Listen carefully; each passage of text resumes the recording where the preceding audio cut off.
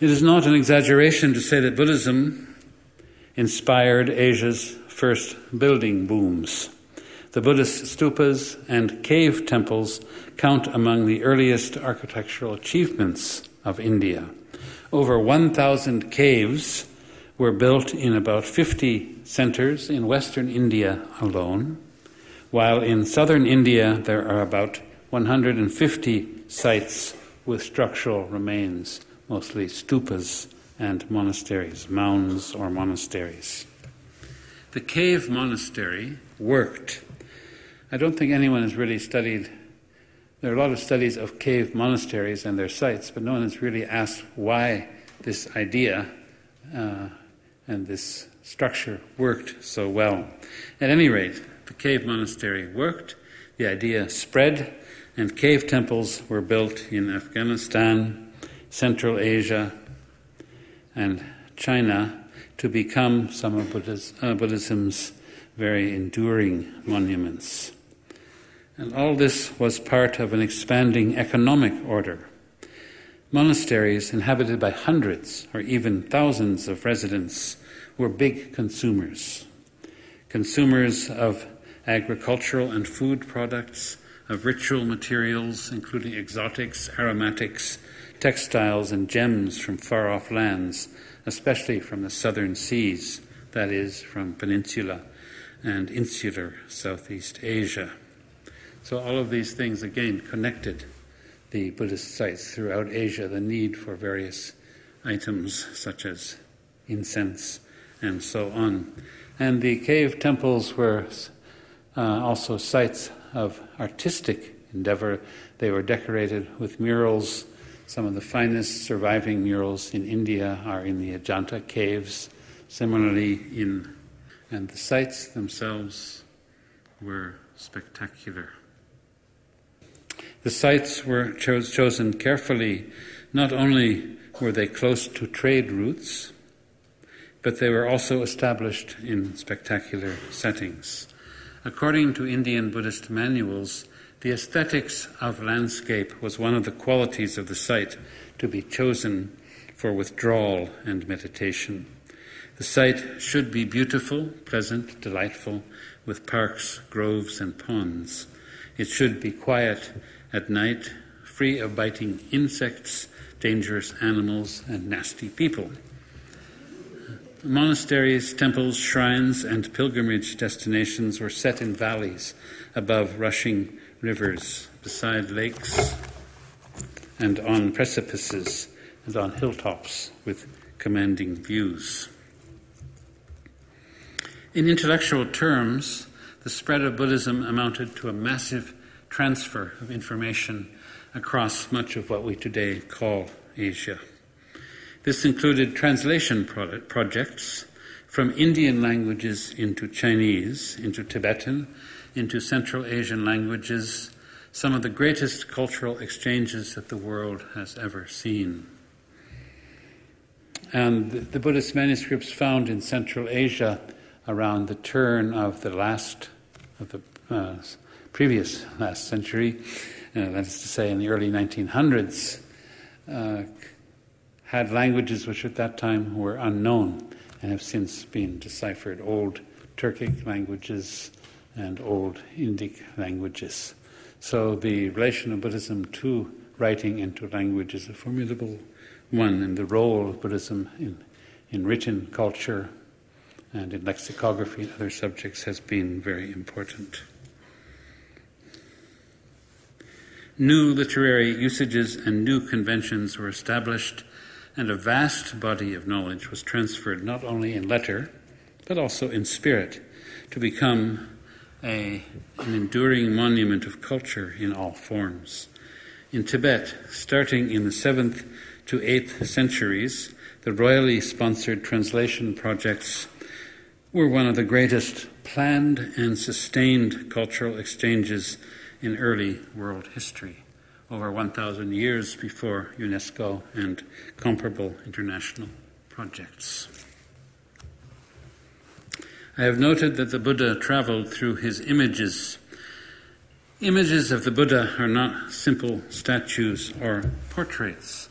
They are enlivened through consecration rituals, which transform them into living representations of the Master.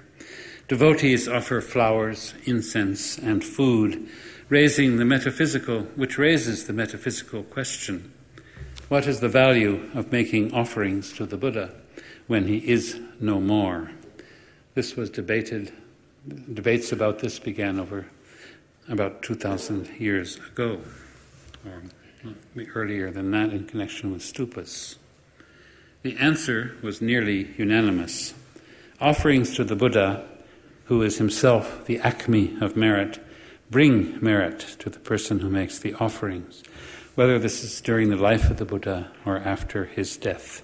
That is to say, it is the wholesome mind thinking, reflecting on the Buddha that produces merit.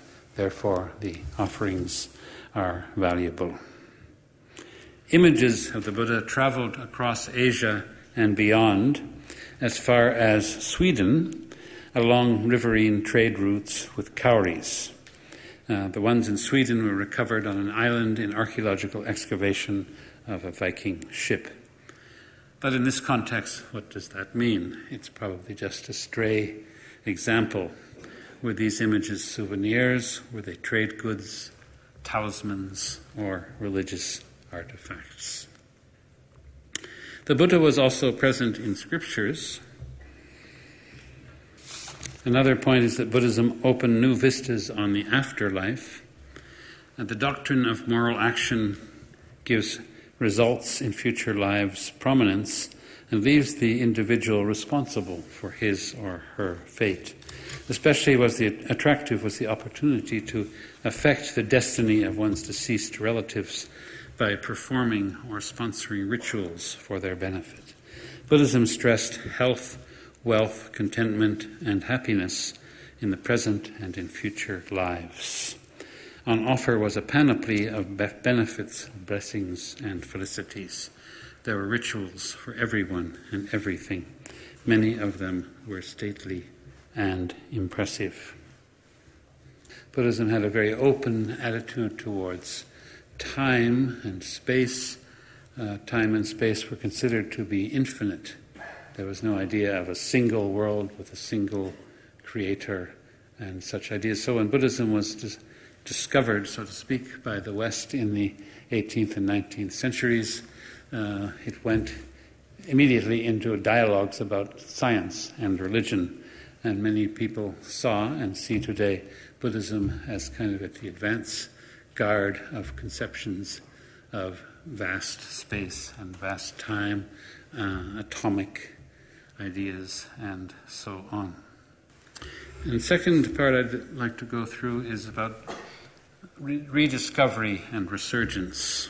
So I jump ahead nearly 1,000 years, during a period which Buddhism died out in much of India to be displaced by ideologies of Hinduism and Islam. Patronage went through a series of shifts culminating in the colonial age from the 16th century on. In this period, Buddhism passed from Indian memory. The age of discovery began with the excavation of Buddhism in the British Empire, and also to a degree the French in the 19th century. Archaeology and museology played a key role in colonial practices in India, Burma, Ceylon, Malaya, and the Dutch East Indies, unearthing and displaying forgotten monuments which testified to the glories of the past. Museums brought Buddhist images and art out of the sanctuary and into the public domain, contributing inadvertently to an increasing global awareness of Buddhism as an artistic and aesthetic phenomenon. The decipherment of inscriptions and manuscripts made primary sources available for the study of history and literature. Some of the leading figures include William Jones, famous for his statements about Sanskrit, and Colin Mackenzie, who made archaeological discoveries in the south. All this was part of a broader intellectual movement in world history. insofar as linguistics, in which Sanskrit played a defining role, and archaeology were themselves emerging fields. The Pali language, which is taught here at the University of Sydney, was also an object of study, and even as early as the 18th century, as may be seen from this slide. The doctrines of Buddhism seem surprisingly modern. The Buddha did not posit a creator God. Let us not forget that the 19th century scientific progress stirred intellectual turmoil. Old worlds were being overturned. Biblical creationists resisted the idea of geological time, as in earlier centuries the Church had resisted advances in astronomy. And now here was an ancient religion that accepted universes infinite in time and space. As we commemorate the 200th anniversary of Charles Darwin's birth, let us reflect that in 1881, T.W. Rhys-Davids, a leading scholar in the British discovery of Buddhism, remarked that the more, and I quote, the more thoroughgoing the evolutionist, the more clear his vision of the long perspective of history. The greater will be his appreciation of the strangeness of the fact that a theory, this means Buddhist theory, so consistent with what he holds to be true, should have been possible at all in so remote a past. Buddhist pilgrimage sites in India were revived, beginning with the seat of awakening, the place where the Buddha achieved awakening, Bodh Gaya or Vajrasana. This was facilitated by the fact that the Buddhist countries of Ceylon and Burma were under British governments. New colonial networks and patronage systems were forged and facilitated by improved circulation by boat, by train, and eventually by air. Buddhist communities in Colombo, Calcutta, Rangoon, Penang, Singapore, Hong Kong, and China were linked in new configurations. To give one remarkable example, one of the last Buddhist projects endorsed by the Chinese emperor was not in China at all, but in Penang, which had been a British colony since 1786 and is now, of course, a state of Malaysia. A Chinese monk named Biao Lin founded the Kek Lok Si temple and pagoda there. When it was completed in 1904, he went to Beijing, where he received an imperial sanction from Manchu Emperor Guangxu, who bestowed upon him a tablet and a gift of 70,000 volumes of the imperial edition of Buddhist scriptures, and some other relics that, along with calligraphy of the emperor and the Dowager Empress Su Chi, are preserved in the temple to this day. Here is another example of how even up into the beginning of the 20th century, Buddhism transcended empires and negotiated different imperial systems, here the British and the Chinese. Buddhism returned to Indian consciousness by several routes, including the revival of pilgrimage sites, archaeological discoveries, and manuscript publications already mentioned. Another was literary. The 19th century English translations of accounts of Chinese pilgrims' visits to India, and compositions like Sir Edwin Arnold's epic Victorian poem, The Light of Asia, played a significant role. The Light of Asia was first published in 1879.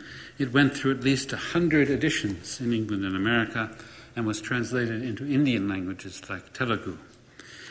In his preface, Arnold wrote, "In the following poem I have sought, by the medium of an imaginary Buddhist votary, to depict the life and character and to indicate the philosophy of that noble hero and reformer, Prince Gautama of India, the founder of Buddhism." The work was a poem described by a critic as no more a picture of the genuine and real Buddha than Alfred Tennyson's King Arthur is a picture of the actual King Arthur. But as a grand product of the literary imagination, it was enormously influential, and we may compare it in this respect to Buddhist masterpieces, including the Mahayana scriptures. And another interesting point is that by now English had become an authoritative language of Buddhism. Kipling romanticized Buddhism in his Kim, well known to many of us. The Buddha and Ashoka came to the fore again in India. Nehru, the first Prime Minister of independent India, introduced to the Constituent Assembly the resolution to adopt the Ashokan wheel for the Indian flag and the Ashokan lion capital for the seal. He said that the Ashokan period in Indian history was essentially an international period. It was not a narrowly national period. It was a period when India's ambassadors went abroad to 4 countries, and this is from Ashoka's inscriptions, the information that he is taking here, went abroad to 4 countries, and went abroad not in the way of an empire and imperialism, but as ambassadors of peace and goodwill. Nehru viewed the Buddha as a religious leader. He saw Buddhism in terms of its cultural contributions to India as a nation, and he wrote enthusiastically about Buddhism in his The Discovery of India. He described the Buddha as a tremendous and radiant being whose message was old and yet very new and original. The first Vice President and future President of India, Dr. Radhakrishnan, who was a scholar of comparative religion and philosophy in his own right, also appreciated Buddhism. His translation of one of the most famous Pali texts, the Dhammapada, or Verses on the Doctrine, was published by the Oxford University Press. In his foreword, the South Indian Brahmin stated bluntly that the Buddha did not feel that he was announcing a new religion. He was born, grew up, and died a Hindu. And there are other examples such as this that reveal certain tension, certain problems from the point of view of the Buddhists in the attitude towards Buddhism. But I think it was kind of natural at the same time. It was an appreciation, but an inability to see beyond the Hindu framework. And I think India was competing with its neighbors, notably countries with majority Buddhist populations like Burma, Ceylon, and Thailand, who at this time, in the 1950s, were celebrating their Buddhist Gautama Buddha. In India itself, the mainstream Brahmanical views were contested by the new Buddhists led by B.R. Ambedkar, the chief architect of the Indian Constitution. For them, Buddha was a social reformer, but certainly not a Hindu. So there were these anomalies and tensions in the revival of Buddhism in India.